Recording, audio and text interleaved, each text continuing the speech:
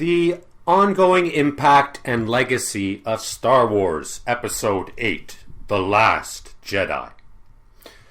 It's a challenge to find new material on this subject, but it is, because it's a challenge, I'm trying. By new material, I just mean things that I haven't said already, and, as well, things that a million people haven't already said a million times. I don't think Rian Johnson deserves that much credit for destroying Star Wars. I think there's plenty of incompetent, moronic film directors who would have done exactly the same thing as he did, if they were given the power and or the directions that he misused, and also at the same time, and then followed. He strictly obeyed everything that the producers told him, and also was allowed to go crazy in directions where he should have been instructed not to. It is a rare movie where both the producers and the directors made all the wrong decisions. But that is not the legacy that the Last Jedi is going to have. And it's not the impact that it had on the world. Like they said to, just to be clear, just so we're on the same page, they said to Rian Johnson, Kathleen Kennedy essentially, the producer, the person who runs Star Wars, said to Rian Johnson, you can do whatever you want. You can have Luke Skywalker milking a cow. You can have Princess Leia flying through space like Mary Poppins. You can have a ship light speed into a big ship, even though that, which destroys everything in the previous movies. In fact, you can shit on all the previous movies. But all I really care about is that you put an agenda in the movie. Just make females as powerful as possible and males as stupid and incompetent as possible. And then I'm cool. That was the motivations behind the creators of this movie. But that is not the impact or the legacy that Star Wars The Last Jedi left on the world. I would say part of the impact and legacy of this movie is that it might have been the first movie to jam-pack itself with agendas that had absolutely no relation to the plot whatsoever. So crudely jam-packed.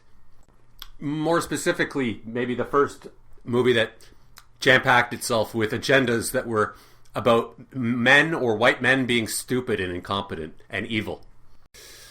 And I say irrelevant agendas because Avatar, for example, had an agenda. It was pushing the agenda about people taking over other countries, destroying cultures. But that was okay because it was the plot. It was absolutely relevant to the plot. So it's absolutely okay to have an agenda if it's in context. I mean, in fact, you could say Star Wars is all about democracy over dictatorship or something like that. I'm no expert in politics. But certainly it's about, a republic getting destroyed by an empire. It's pretty blatant. And you're supposed to stick with that agenda, in fact. That's what it's supposed to be about. Just stick with that. Star Trek is more about accepting other cultures and other genders. Star Trek does it best, and that's where Star Trek. That's for Star Trek to do, not for Star Wars. Star Wars is about democracy versus dictatorships or whatever. It might be one of the first movies, or one of the first movies that did it so stupidly. Inserted an agenda that wasn't really their agenda, but their agenda actually had an agenda. What I mean is, Avatar, I think James Cameron's, the real agenda of the plot was real. Like, he meant it. Like, yeah, you shouldn't destroy other cultures. Whereas the agenda of Kathleen Kennedy pushing females seems to have been more about her pushing herself and leaving a legacy of herself. Seemed to be more about Rian Johnson being I don't like using the term social justice warrior, being a moral authority, shaming everybody and, wagging his finger at them and going, you need to be more good. The ongoing legacy and impact of Star Wars is also to a small degree. It was the first time that the company would actually blame and attack the fans for not liking the movie. Trying to convince, like a cult, the cult members that they're crazy for not liking the Kool-Aid. When I read the reviews about and all the reporter shit about how great the movie was, it almost made me think I was crazy at first, because Just the way, like, when I saw Inglourious Bastards, I thought I was crazy because I thought it was a big piece of shit, but everybody else loved it, right? You know how you think you're crazy when you're the only one that thinks something sucks.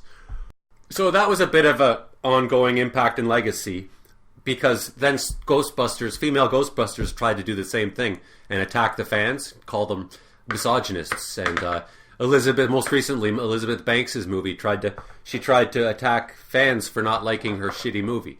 And Terminator Woke Fate tried to say that if you don't like the movie, you're a misogynist. Almost literally said that. Specifically, I think the ongoing impact and legacy of Star Wars is that critics and reporters will no longer be trusted. I think they really screwed a big thing up for themselves. I think they screwed their jobs up, their integrity, their reputations. I remember reading the review by the guy who's on RogerEbert.com, the main guy, I think it might be Peter Travers, saying that Star Wars The Last Jedi was the best Star Wars movie since Empire Strikes Back. And I was at a loss for words that this guy would say that he would sell out his whole reputation that he built for his whole life. I will never, and a lot of people will never believe him anymore, again. From now on, if I know a critic or a reporter makes their living for big companies, I'm not going to trust them for a second. IMDb, which I used to trust, for the last year and a half, they have written, I had never once seen them say anything negative about The Last Jedi. They've always put a spin on it, so I don't trust them. Because of this movie, I only trust YouTube reviews by small, independent people, like myself. So that was the ongoing, that is the ongoing impact and legacy of Star Wars, The Last Jedi. Critics are no longer trusted. And that's pretty amazing. And it has nothing to do with Rian Johnson or Kathleen Kennedy, but more to do with what a company does when it has empire-like power. And that company, I mean Disney. By that company, I mean Disney. Episode 8, divided fans from Hollywood. Alienated moviegoer from movie maker, essentially, in terms of Hollywood. I mean, there's a lot of people, intelligent people, who already realized that Hollywood is not to be trusted and that they're trying to force you to think certain ways and force you to like their movies. But, including myself. But I think this opened a lot of people's eyes about it who had previously not been aware of it. I already felt a little sick about helping Hollywood make money, but now I feel a lot more sick about helping them make money. If in fact I would hate the idea of helping them make money after that movie. And you know, when I was dating some girl who screwed me over, I said to her, you know what, you won short term, but you're going to lose long term. And I lost short term, but I'm going to win long term. And I would say the same thing in relation to the fans and Disney. We lost short term, but we win long term because we save money and we get to watch better movies, like independent movies. They won short term because they got our money, but long term, Disney's going to feel this. Their power trip is over, and good luck with Rise of Skywalker. More importantly, good luck with the aftermath of Rise of Skywalker, where you then have nothing in terms of Star Wars. This $5 billion purchase you made. $5 billion, give or take $1 billion. If you like gays, click like. If you like blacks, comment. If you like women, click notification bell.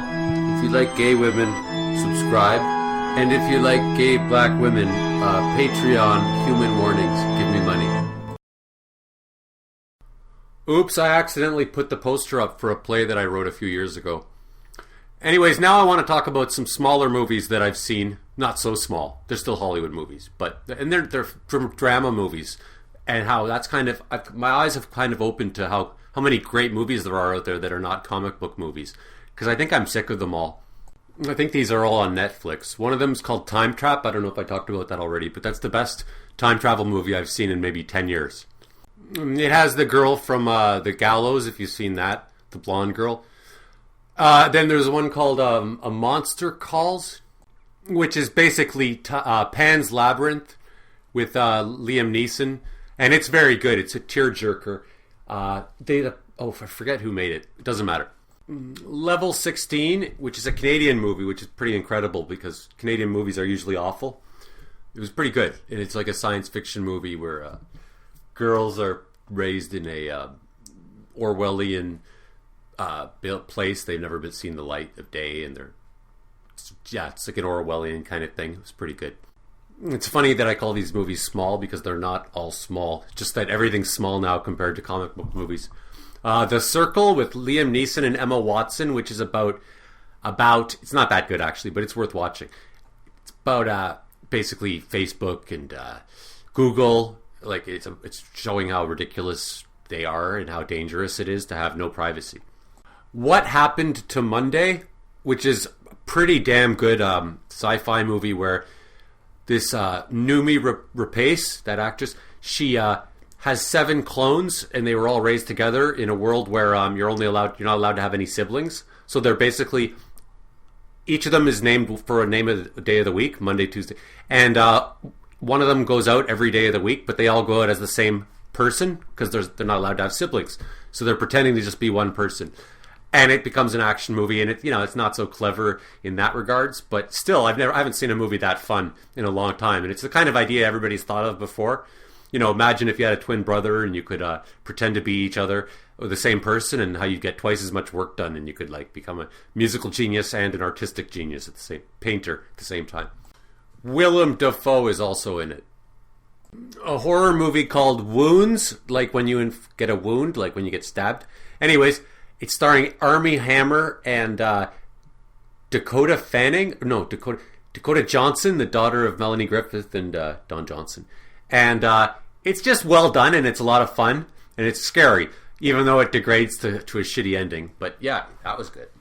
Oh, and I think the best one of all of them is called I, with the capital I, Origins, like where you come from. I, Origins. It's about a scientist who studies the human eye.